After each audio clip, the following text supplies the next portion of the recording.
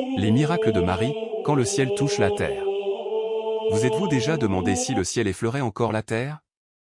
Si les miracles ne sont pas seulement des échos d'un passé lointain, mais des signes vivants, semés dans notre époque pour ranimer l'espérance? Ce soir, je vous invite à entreprendre un voyage qui franchit les siècles et traverse les continents. Un voyage composé de 30 rencontres bouleversantes où la Vierge Marie a laissé l'empreinte de sa tendresse et changé des vies à jamais. Ce que vous allez découvrir n'est pas un recueil de contes naïfs ni de légendes usées. Ce sont des récits enracinés dans la mémoire des villages, consignés par des saints, transmis de grands-parents à petits-enfants, et confirmés par des témoins qui ne purent jamais oublier ce que leurs yeux avaient vu. Certains de ces miracles surgirent dans des chapelles obscures où un vieux prêtre ou un enfant effrayé se jetait en larmes aux pieds de Marie. D'autres éclatèrent au milieu de tempêtes en mer, dans la douleur des hôpitaux, dans la solitude des prisons, ou encore au cœur des batailles. Ils atteignirent les pauvres et les puissants, les saints comme les pécheurs. Mais tous laissaient une seule vérité, Marie est une mère qui n'abandonne jamais ses enfants. Qu'on ne se méprenne pas, ces signes ne visent pas à lui voler la place du Christ. Elle ne cesse de nous conduire à lui. Depuis le premier instant de l'Écriture jusqu'à nos jours, son rôle est resté le même, nous rapprocher de Jésus, mais avec la douceur d'une mère qui se penche dans les heures les plus sombres de la vie humaine. En écoutant ces récits, imaginez-vous parmi eux, sentez les larmes sur les visages, entendez le fracas du vent ou le craquement des flammes, percevez les sanglots d'un mourant. Puis laissez-vous saisir par cet instant mystérieux où l'impossible se renverse, où le désespoir s'efface devant la miséricorde, où la nuit s'éclaire d'une lueur d'espérance. Ce n'est pas seulement une chronique de miracles, c'est une invitation. Peut-être portez-vous un poids trop lourd. Peut-être avez-vous déjà douté que vos prières soient entendues. À travers ces 30 récits, je prie pour que vous découvriez ce qu'innombrables croyants ont expérimenté, lorsqu'elle intercède, aucune tempête n'est trop violente, aucune nuit trop obscure, aucun fardeau trop pesant. Alors, commençons. Miracle 1, la statue qui devint légère. Italie, 1240. Les armées mongoles envahissaient les plaines comme un incendie dévorant tout sur son passage, brûlant les églises, renversant les croix, semant la peur. Dans une petite chapelle, un vieux prêtre, le père d'Aine, tremblait en apprenant l'approche des soldats. Au cœur de sa chapelle se dressait une statue de la Vierge Marie, lourde de près de 100 kilos de pierre sculptée. Depuis des années, les villageois venaient y déposer leurs prières et leurs espoirs. d'Aine savait que si elle était détruite, la foi de son peuple serait brisée. Mais comment la sauver? En larmes, il s'agenouilla devant Marie et murmura, « Mère, si tu veux protéger tes enfants, aide-moi. » Et l'impensable se produisit, lorsqu'il souleva la statue, elle lui parut légère comme une étoffe. Sans peine, il la hissa sur ses épaules et traversa la forêt. Les soldats passaient près de lui, mais nul ne semblait le voir. À l'aube, il avait porté la statue en lieu sûr. Lorsque les villageois tentèrent de la déplacer à nouveau, son poids écrasant était revenu. Le miracle n'était pas seulement que la pierre s'était faite légère, c'était le signe que, lorsque Marie partage notre fardeau, l'impossible devient possible. Miracle 2, une lettre portée au ciel. Naples, 10e siècle. La ville résonnait de chants et de marchés animés. Mais pour Domenico, orphelin pauvre, la vie n'était qu'une lutte. Il rêvait de devenir prêtre, mais n'avait ni argent, ni appui, ni avenir. Une nuit, il s'agenouilla dans une chapelle et écrivit une lettre à Marie. D'une main tremblante, il y versa toute sa pauvreté et son désir de servir Dieu. Puis il glissa la feuille sous la statue. Le lendemain, le curé trouva la lettre. Ému aux larmes, il décida de parrainer Domenico. Plus tard, un noble raconta qu'il avait rêvé de Marie lui tendant une lettre et lui disant « Aide ce garçon, il est à moi ». Cet homme devint son bienfaiteur à vie. Domenico fut ordonné prêtre et connu comme « l'enfant de Marie ». Ce miracle n'était pas seulement une réponse matérielle. Il rappelait que même la plus fragile des prières, déposée comme une lettre invisible, atteint toujours le ciel. Miracle 3, le manteau qui ne brûla pas. France, début 1800. Sœur Claire, connue pour sa dévotion aux pauvres, portait un manteau bleu brodé du Sacré-Cœur de Marie. « Ce n'est qu'un vêtement, disait-elle. Mais avec Marie, je ne crains rien. » Une nuit d'hiver, un incendie ravagea le couvent. Les sœurs s'enfuirent, mais Claire resta piégée. Quand la fumée se dissipa, elles virent une silhouette sortir des flammes, Claire, intacte, son manteau préservé. Elle raconta qu'au cœur du brasier, elle avait serré son manteau et murmuré le nom de Marie. Un mur invisible l'avait protégée. Le manteau fut conservé comme relique, témoignage vivant que lorsque Marie nous couvre, même le feu devient impuissant. Miracle 4. Le peintre et l'ombre menaçante.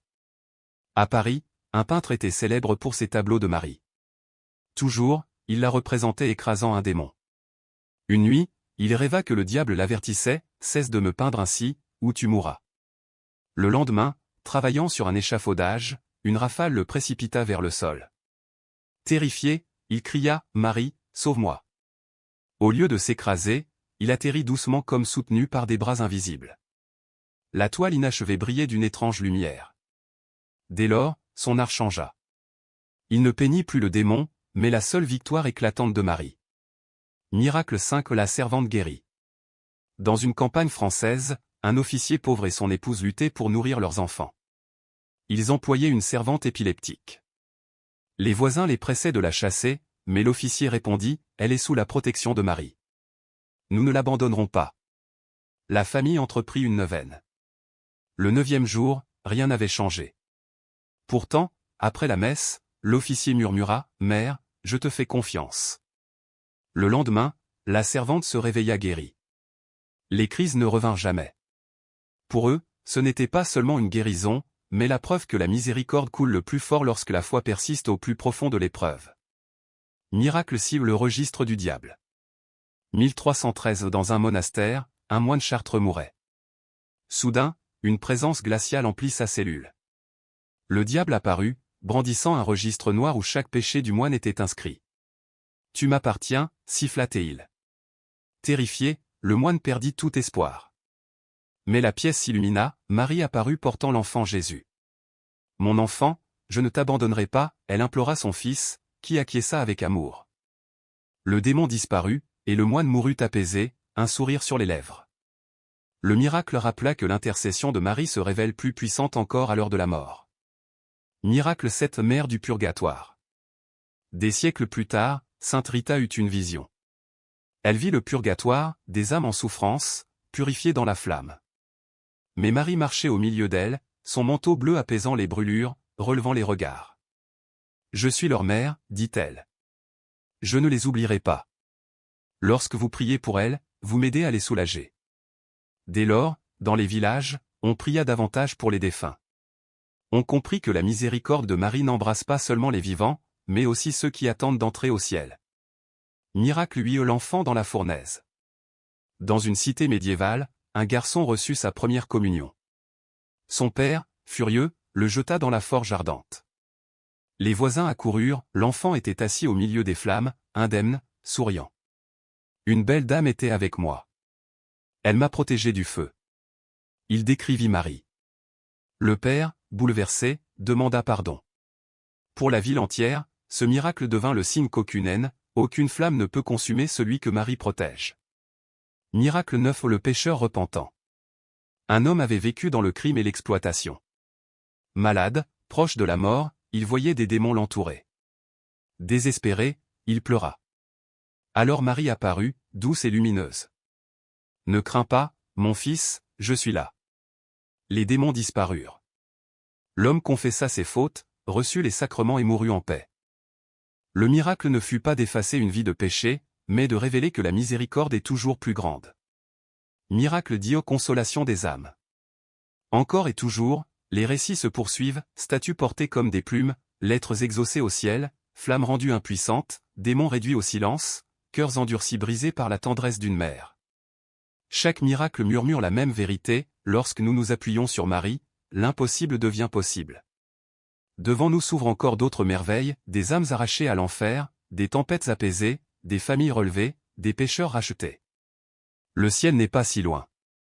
Lors d'un grand jour de fête mariale, alors que les cloches des églises sonnaient et que les fidèles entonnaient des hymnes qui montaient vers le ciel, un phénomène bouleversa les croyants, des mystiques rapportèrent avoir vu le purgatoire lui-même s'illuminer d'une clarté inhabituelle. Ce lieu, habituellement décrit comme un abîme de flammes et de gémissements, s'était soudain transformé sous l'effet d'une lumière douce et éclatante. Et au milieu de ce mystère apparut Marie. Elle descendit comme une reine de miséricorde, avançant parmi les flammes sans en être atteinte, son manteau étincelant d'une tendresse céleste. Les âmes qui gémissaient de douleur sentirent aussitôt leur tourment s'apaiser au simple contact de son regard ou de son geste. Beaucoup, libérés, s'élevèrent hors du feu, comme des oiseaux retrouvant l'horizon, et montèrent vers le ciel. Les saints qui furent témoins de cette délivrance déclarèrent, en ces jours de fête, la Mère de Dieu obtient la libération d'innombrables âmes. Dès lors, dans le monde entier, les catholiques consacrèrent ces journées à la prière, aux messes, au rosaire et aux œuvres de charité, convaincus que leur voix s'unissait à l'intercession de Marie. Pour ceux qui pleuraient leurs défunts, ce miracle devint une source d'espérance. Les morts n'étaient pas oubliés, les vivants pouvaient collaborer à leur délivrance, main dans la main avec la Vierge. Ce prodige dépassait une simple libération, il témoignait que l'amour traverse la frontière de la mort et que la maternité de Marie ne connaît aucune limite. Les récits rapportèrent encore 5 autres merveilles, un moine mourant arraché au désespoir, les âmes du purgatoire consolées, un enfant sauvé des flammes, un pécheur endurci pardonné et le purgatoire une nouvelle fois illuminé par la tendresse mariale. Chacune de ces histoires révélait la même vérité, Marie n'est jamais distante. Elle se tient au chevet de ceux qui meurent, au cœur des plus grandes souffrances, jusque dans les réalités invisibles qui dépassent notre monde. Vint ensuite l'histoire d'un moine chartreux en 1313. Dans un monastère isolé, au milieu d'une forêt dense, il gisait sur sa paillasse, pâle, le souffle court. Ses frères priaient autour de lui, mais une angoisse lourde emplissait l'air. Soudain, une ombre glaciale envahit la cellule. Le diable apparut, brandissant un livre noir où étaient consignés tous les péchés du moine. Sa voix rugit, « Tu es à moi. Jamais le ciel ne t'accueillera. » Accablé, le religieux sentit sa foi vaciller. Mais aussitôt, une clarté éclatante envahit la chambre. Marie surgit, portant dans ses bras l'enfant Jésus. Ses yeux étincelaient d'une compassion infinie. « Mon fils, dit-elle, ne crains pas. Je ne t'abandonnerai jamais. » Puis, se tournant vers Jésus, elle implora. L'enfant leva sa petite main et bénit le moine. La terreur s'effaça, remplacée par une paix indicible. Le démon hurla, se tordit et disparut en fumée. Quelques instants plus tard, le moine expira doucement, mais un sourire illuminait son visage. Ses frères jurèrent qu'il avait vu le ciel avant de partir. Ce récit circula dans tout l'ordre, Marie accompagne ses enfants jusque dans leur dernier souffle, transformant la peur en espérance. Les visions continuèrent à travers les siècles. Dans certaines, on voyait encore le purgatoire illuminé le jour de l'Assomption. Marie descendait, vêtue de lumière, son manteau se déployant comme une voûte étoilée. Là où elle posait le pied, les flammes s'éteignaient, et les âmes suppliciées tendaient les mains, implorant miséricorde. « Venez, mes enfants, disait-elle. Votre temps d'épreuve est terminé. » Alors, une multitude d'âmes s'élevait comme des étincelles emportées par le vent, montant vers la lumière. Celles qui restaient sentaient leur fardeau allégé.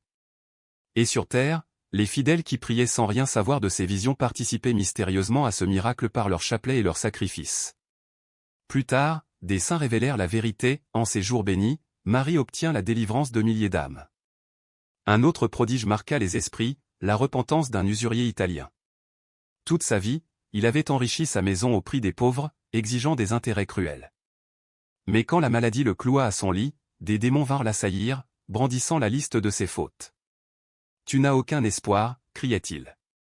Dans la terreur, il prononça un seul mot, « Marie, aide-moi. » Alors, elle apparut, radieuse de miséricorde. « Si tu te repens de tout ton cœur, mon fils te pardonnera. » Submergé, l'homme éclata en sanglots. Il confessa ses fautes au prêtre, répandit des larmes de contrition, et mourut réconcilié. Ce ne fut pas sa fortune qui fut sauvée, mais son âme. Ainsi se manifesta la vérité, Marie accourt non seulement vers les saints, mais aussi vers les pécheurs qui n'osent que murmurer son nom. Les miracles de guérison se multiplièrent. Une femme, atteinte d'une maladie incurable, vit une nuit Marie entrer dans sa chambre, suivie de Jésus. Le Seigneur posa sa main sur elle, la douleur s'évanouit.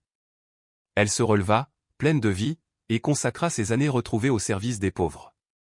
Giovanni, un jeune Italien, fut également sauvé, en 1911, alors qu'il dépérissait, on le porta devant une image de Marie. La lumière jaillit, le toucha, et il se leva guéri, pour témoigner toute sa vie de ce miracle. D'autres prodiges éclatèrent, une tempête apaisée en mer, sauvant 40 pêcheurs qui avaient crié le nom de Marie, une adolescente de Naples, mourante, qui reprit vie en murmurant « La dame m'a touché », Julia, une fillette de Rome condamnée par une malformation cardiaque, qui retrouva soudain un cœur saint au plus sombre de la guerre. Et encore, le père Luigi, prêtre italien malade à l'agonie, qui, en se traînant jusqu'à une chapelle, supplia Marie de lui redonner des forces pour servir. À l'aube, il se releva, totalement guéri, et poursuivit des décennies de ministère. Le père Pichot, dans le nord de l'Italie, connut un destin semblable en 1983, alors qu'il acceptait d'offrir sa souffrance, Marie l'enveloppa de lumière et son cœur fut restauré. Les miracles ne concernaient pas seulement des individus. Parfois, c'est une communauté entière qui fut touchée. En 1997, un village du sud de la France fut dévasté par une inondation.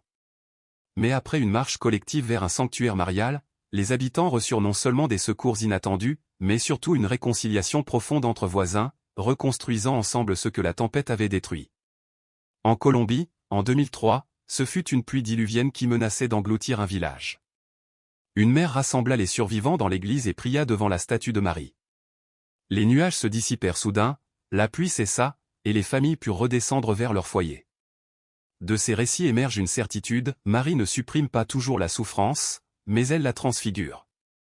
Elle transforme la peur en foi, le désespoir en espérance, l'abandon en renaissance. Elle se tient dans les chambres des malades, sur les mers déchaînées, au seuil de la mort, dans les villages ruinés, et jusque dans les profondeurs du purgatoire. Partout où l'humanité crie, elle répond. Ces miracles, transmis de génération en génération, ne sont pas seulement des histoires merveilleuses, ils rappellent que le ciel est proche, que la tendresse maternelle de Marie enveloppe le monde, et que nul n'est oublié, ni vivant ni défunt. Ainsi, les siècles résonnent encore de ces prodiges, un sourire au moment de la mort, une guérison inattendue, une tempête apaisée, une communauté relevée. Tous disent la même vérité, Marie est là. Toujours. 30 miracles de grâce et d'espoir. Tempête où nous sommes perdus, criaient les villageois, recroquevillés dans la petite église alors que le vent hurlait autour d'eux. La pluie battait les vitres comme une pluie de pierre, et le tonnerre secouait les murs. Pourtant, au milieu de ce chaos, un chapelet s'éleva, récité à l'unisson par des voix tremblantes. Chaque Ave Maria semblait repousser un peu l'ombre, chaque pater portait un souffle d'espérance. Puis quelque chose d'inexplicable se produisit. Le tonnerre s'éteignit comme une flamme qu'on recouvre d'un souffle. La pluie, qui fouettait la terre avec fureur, se fit plus légère, puis cessa. Les nuages s'ouvrirent en silence, découvrant le premier rayon de soleil depuis des jours. Les cris de peur se muèrent en larmes de gratitude. Bientôt, des équipes de secours purent rejoindre le village isolé. Des vivres arrivèrent, des vies furent sauvées. Les habitants jurèrent avoir vu le ciel répondre par Marie. Cette journée, marquée par la terreur puis transfigurée par la lumière, devint un souvenir sacré, transmis de génération en génération. Pour eux, ce fut la preuve éclatante que lorsque la force humaine s'épuise, la foi peut commander les cieux.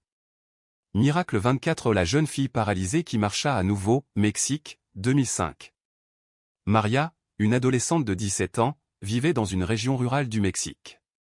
Sa vie bascula lorsqu'un accident de moto la paralysa des jambes. Les médecins, graves, dirent à sa mère qu'elle ne marcherait plus jamais. Ce verdict glaça le cœur de la famille. Mais sa mère refusa le désespoir. Chaque nuit, agenouillée au chevet de sa fille, elle murmurait entre ses sanglots, « Mère de Dieu, guéris mon enfant ». Ses prières devenaient sa respiration, sa seule arme contre l'injustice du destin. Une nuit, à minuit, Maria sentit une brise légère glisser dans sa chambre d'hôpital. Puis une chaleur inconnue se répandit dans ses membres immobiles. D'abord, elle pensa rêver. Mais soudain, ses doigts bougèrent. Ses orteils frémirent. Au matin, elle parvint à s'asseoir. Une semaine plus tard, elle marchait, sans aide, les yeux baignés de larmes. Les médecins étaient stupéfaits, incapables d'expliquer ce renversement. Les voisins pleuraient de joie. Maria, jadis désespérée, retrouva l'élan de vivre. Elle consacra alors son existence à accompagner les personnes handicapées, convaincue que la compassion est le prolongement du miracle qu'elle avait reçu. Son histoire devint le témoignage éclatant que l'intercession de Marie peut briser les chaînes que l'homme juge impossibles à rompre. Miracle 25. Francisco libéré du cancer, Espagne, 2008. Francisco vivait seul, éloigné de sa foi. Son existence lui semblait terne, jusqu'au jour où un diagnostic brutal l'ébranla, un cancer en phase terminale. Les médecins lui donnaient quelques semaines. Submergé par la peur, il franchit pour la première fois depuis des décennies la porte d'une église. Devant la statue de Marie, il murmura, « Mère, si tu existes, aide-moi. Il ne me reste plus rien. » À cet instant, il ressentit une chaleur l'envelopper, douce mais intense, comme une étreinte invisible. Quelques jours plus tard, des examens révélèrent que le cancer avait disparu. Les médecins, abasourdis, n'avaient aucune explication. Francisco, bouleversé, revint devant la statue et pleura. « Tu m'as donné la vie à nouveau. » Dès lors, il renoua avec la foi, chaque jour, il assistait à la messe et racontait son histoire à qui voulait l'entendre.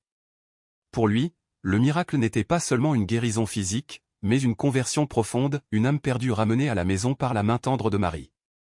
Miracle 26. La jeune fille aveugle guidée chez elle, Italie, 2010. Maria, née aveugle, vivait dans un petit village italien.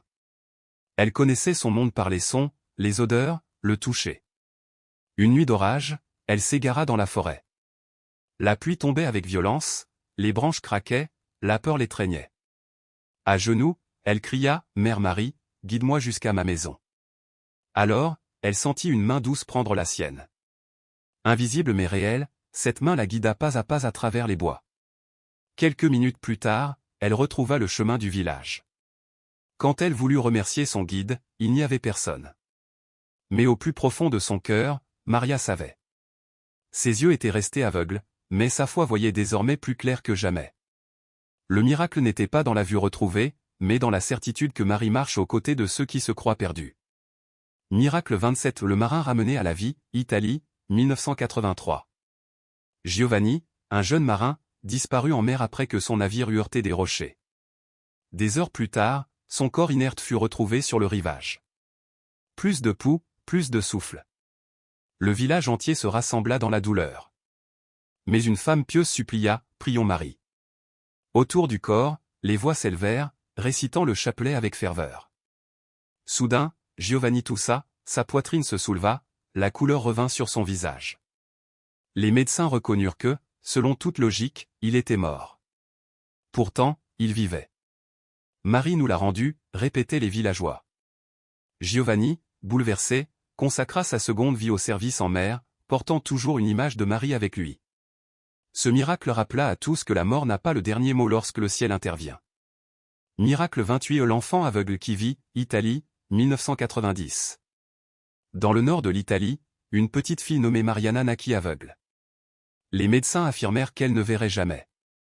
Ses parents, le cœur brisé, prièrent chaque jour au sanctuaire de Marie. Le 22 novembre, jour de fête mariale, ils l'amenèrent à l'église. À la fin de la messe, la mère posa les mains de sa fille sur la statue et murmura, « Mère, donne la lumière à mon enfant. » À cet instant, Mariana cligna des yeux. Puis les ouvrit grands. Devant elle apparurent les couleurs, les visages, la lumière. « Maman » s'écria-t-elle, découvrant le visage baigné de larmes de sa mère. Les médecins confirmèrent l'impossible, la cécité avait disparu. Le miracle se répandit, attirant des pèlerins. Ce jour-là, la foi avait apporté la lumière dans les ténèbres les plus profondes. Miracle 29. Le prisonnier sauvé de l'exécution, Florence, 1951. Giovanni, un jeune homme, attendait son exécution pour un crime qu'il clamait ne pas avoir commis.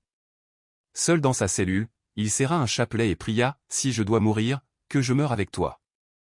Mais si tu veux, révèle la vérité. » Le matin prévu pour son exécution, des gardes arrivèrent avec une nouvelle bouleversante, le tribunal avait suspendu la peine après la découverte de preuves de son innocence. Giovanni s'effondra en larmes, « Mère, tu m'as sauvé. » Libéré, il consacra sa vie à soutenir les prisonniers, apportant l'espérance à ceux qui n'avaient plus rien. Pour Florence, ce miracle fut la preuve que Marie est présente même dans les cellules les plus sombres. Miracle 30. La mère guérie du cancer, Italie, 1993. Maria, une mère célibataire, apprit qu'elle avait un cancer en phase terminale. Ses jeunes enfants dépendaient d'elle. Chaque nuit, elle pleurait devant l'image de Marie, « Ne laisse pas mes enfants devenir orphelins. » Pendant des semaines, rien ne changea. Puis, une nuit, alors qu'elle priait, une chaleur intense envahit son corps. Quelques jours plus tard, les examens révélèrent que le cancer avait disparu. Les médecins n'avaient aucune explication. Maria vécut encore de longues décennies, élevant ses enfants dans la foi. Son histoire devint un phare dans sa ville, la preuve que l'intercession de Marie apporte guérison et espérance même aux plus désespérés. Conclusion. L'amour qui traverse les siècles. 30 miracles. 30 histoires où la lumière surgit au cœur des ténèbres. Des mères déchaînées aux cellules de prison, des salles d'hôpital aux petites chapelles de village, une vérité s'impose, Marie n'a jamais cessé de marcher parmi ses enfants. Ces récits ne sont pas des reliques du passé, mais des témoignages vivants, résonnant à travers les siècles. Parfois, le miracle éclate de façon spectaculaire, un marin ramené à la vie, un enfant aveugle qui voit.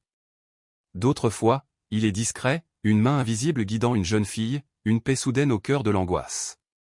Ce qui les unit, c'est l'amour.